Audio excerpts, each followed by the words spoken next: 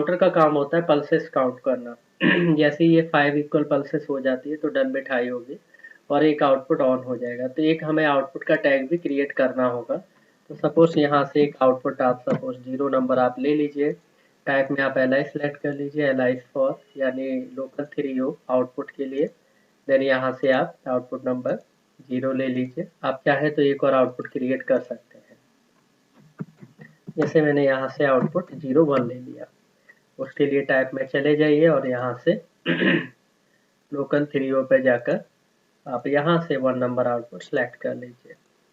इस तरीके से आप बाद में भी प्रोग्राम करते करते प्रोग्रामिंग के टाइम पर भी आप टैग क्रिएट कर सकते हैं। तो यहाँ पे डबल क्लिक करिए, देन आप यहाँ से आउटपुट 0 सेलेक्ट कर लीजिए। देन आप इसको रन करा के देखेंगे तो ये होगा, जैसे ही आप 5 पल्सेस यहाँ से देंगे, जैसे ही एक्यूमुलेटर चलते चलते प्रीसेट के इक्वल हो जाएगा तो डन बिट अपना ऑन हो जाएगा। इसको प्रोग्राम को आप यहाँ से ट्रांसफर कर दीजिए यानी डाउनलोड, क्योंकि मैं सिमुलेटर यूज कर रहा हूँ। आप फ्री सिमुलेटर पर भी प्रोग्राम कर सकते हैं और डायरेक्ट हार्डवेयर पर भी एग्जीक्यूट करा सकते हैं।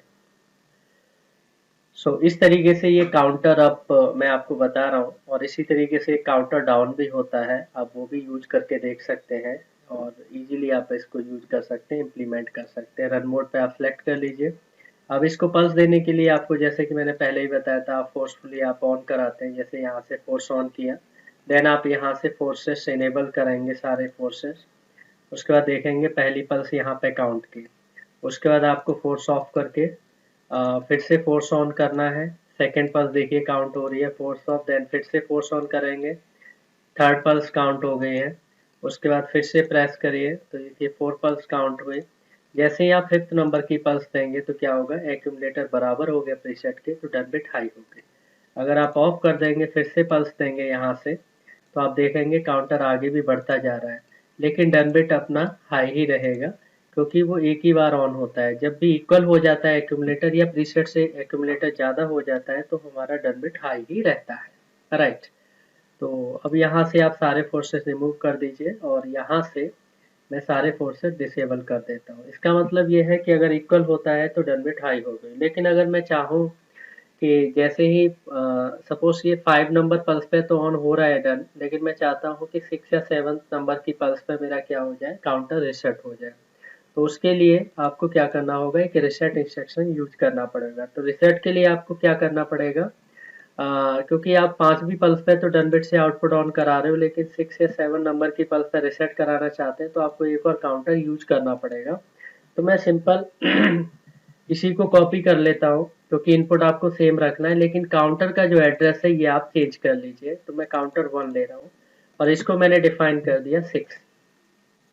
दैट मीन्स क्या होगा, इनपुट क्योंकि दोनों काउंटर का इक्वल ही है, इक्वल मीन सेम इनपुट है। जब आप यहाँ पे प्रेस करेंगे तो ये पल्स यहाँ से भी जाएगी, दोनों काउंटर एक साथ काउंटिंग करेंगे। लेकिन पहले वाला जो काउंटर है जब इक्वल हो जाएगा 5-5 तो इसकी डन बिट यहाँ से ऑन हो जाएगी, लेकिन सेकंड वाला 6 नंबर पे इक्वल होगा तो यहाँ पे इसकी डन बिट जब हाई होगी तो आप यहाँ से रिसेट इंस्ट्रक्शन यूज कर सकते हैं। तो यहाँ डबल क्लिक करेंगे, यहाँ पर काउंटर नंबर 1 की डन बिट आप यूज कर लीजिए। अब आपको रिसेट करना है काउंटर, तो मैं बता दूं आपको, टाइमर काउंटर में ही चले जाइए और एक रिसेट इंस्ट्रक्शन होता है, और रिसेट इंस्ट्रक्शन लेने के बाद आप इसको एड्रेस दे दीजिए, क्योंकि दूसरे को भी रिसेट कराना है। तो एक और पैरेलल आप लगा दीजिए जिससे कि दोनों काउंटर एक साथ रिसेट हो इस तरीके से। उसके बाद आप यहाँ से फिर से डाउनलोड करके देख लीजिए। तो जो प्रोग्राम अभी मैंने बनाया है वो ये है कि फिर 5 पल्स, अगर मेरा काउंटर 5 पल्स काउंट कर लेता है तो एक आउटपुट मेरा ऑन हो जाएगा, आउटपुट नंबर 0। लेकिन जैसे ये 6 नंबर पे जाएगा तो मेरा काउंटर क्या हो जाए, रिसेट हो जाए। तो इस तरीके से मैंने प्रोग्राम बनाया है। बाकी आप कुछ भी क्रिएट कर सकते हैं, स्टेप इसी तरीके से आपको यूज करना है। तो रिसेट के लिए आपको एक एक्स्ट्रा काउंटर लेना पड़ेगा। अब देखिए यहाँ से मैं इनपुट दूंगा, यानी क्योंकि मुझे फोर्सफुली ऑन कराना पड़ेगा क्योंकि मैं सिमुलेटर पे वर्क कर रहा हूँ। तो देखिए यहाँ पे ये काउंटर ने भी 1 काउंट किया और यहाँ भी, दोनों एक साथ काउंट कर रहे हैं क्योंकि दोनों का जो इनपुट है वो सेम ही है। देखिए 2 पे पहुंचा मेरा काउंटर। उसके बाद देखिए फिर से यहाँ पे देखेंगे आप 3 पे चला गया काउंटर। उसके बाद फिर आगे देखेंगे तो 4 पर भी गया, देन आगे जाएंगे तो 5 पे भी चला गया। देखिए जैसे ही 5th नंबर की पल्स गई तो देखिए ये दोनों इक्वल हो गए, इसका डन बिट हाई हो गया। अब जैसे ही 6 नंबर की पल्स जाएगी तो इसका डन बिट हाई होगा और उससे दोनों काउंटर क्या हो जाएंगे, रिसेट हो जाएंगे। देखिए जैसे ही मैंने 6 नंबर की पल्स दी तो क्या हो गया, काउंटर रिसेट हो गए। तो रिसेट मीन्स ये फिर से चलने लगेंगे।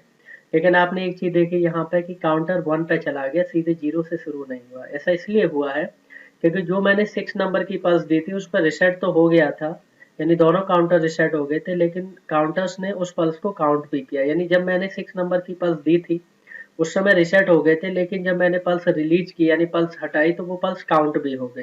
तो आप चाहते हैं कि नहीं, जब पल्स रिलीज करो उसके बाद ये सीधे 0 पे जाए, तो उसमें उसके लिए आपको थोड़ा सा मॉडिफिकेशन करना होगा। मैं ऑफलाइन कर रहा हूँ। आपको क्या करना पड़ेगा, यहाँ पर इनपुट की एनसी आपको सीरीज में कनेक्ट करना पड़ेगा इस तरीके से। इससे क्या होगा, काउंटर सीधे बेसिकली 0 पे पहुंच जाएंगे, यानी पूरी तरह से रिसेट हो जाएंगे काउंटर्स। तो ये काफी हम यूज करते हैं क्योंकि काउंटर को रिसेट करने का मतलब ये होता है कि काउंटर सीधे 0 पे चला जाए, ना कि 1 पे चला जाए। तो उसके लिए मैंने काउंटर का जो इनपुट है जिससे कि पल्सेस आप दे रहे हैं, जो भी बटन आपने यूज किया है उसको मैंने सीरीज में कनेक्ट कर दिया। तो क्या होगा, जब मैं पुश बटन प्रेस करूंगा देन रिलीज करूंगा तो उस समय ये रिसेट हो जाएगा। जैसे मैं यहाँ से पल्स दे रहा हूँ और आपको फिर से यहाँ से फोर्स ऑन करना पड़ेगा। तो देखिए यहाँ पे पहली पल्स गई, उसके बाद मैं इसको फिर से पल्स दूंगा, सेकंड पल्स यहाँ पे हो गई। उसके बाद आगे जाएंगे, थर्ड पल्स आपको देखिए दिख रहा है। उसके बाद यहाँ से फिर गया फोर्थ पल्स। उसके बाद मैं अगली पल्स देने जा रहा हूँ, तो पांचवी पल्स पर डन बिट हाई हो गया और ये आउटपुट ऑन हो गया। इसको रिलीज कर देते हैं, यानी 5 पल्स पूरे हो गए। 6 नंबर की पल्स पे देखिए, मैं जैसे ही प्रेस करूंगा तो देखिए यहाँ पे डन बिट हाई हो गई, लेकिन काउंटर अभी रिसेट नहीं हुए क्योंकि ये इंस्ट्रक्शन एग्जीक्यूट नहीं हुए। जैसे ही ये मैं बटन रिलीज करूंगा पल्स, उसके बाद दोनों काउंटर देखिए 0 पे पहुंच गए। यानी अब काउंटर आपका 1 से चालू नहीं होगा, सीधे 0 पे चला जाएगा। उसके बाद फिर से आगे आप पल्स देंगे तो ये 1 से ही काउंटिंग इसकी फिर से शुरू हो जाएगी। राइट, आप देखिए इस तरीके से देख रहे हैं। ओके, तो इस तरीके से अगर देखा जाए तो ये basically counters up, counter up मैंने आपको बताया कि किस तरीके से यूज करना है और हमें इम्प्लीमेंट करना है। ये काउंटर अप था। ठीक है, तो आगे और भी वीडियो मैं इसी तरह अपलोड करूंगा, आगे और भी काउंटर डाउन की वीडियो मैं अपलोड करूंगा। तो लगातार मेरे चैनल को फॉलो करते रहें, लाइक करते रहें, सब्सक्राइब करें, वीडियोज को शेयर करें, जिससे कि और भी लोगों को पता चले। एंड साथ में आप लगातार मेरी और भी वीडियोज हैं वो लगातार देखते रहें, एग्जीक्यूट करते रहें और इम्प्लीमेंट करते रहें। तो थैंक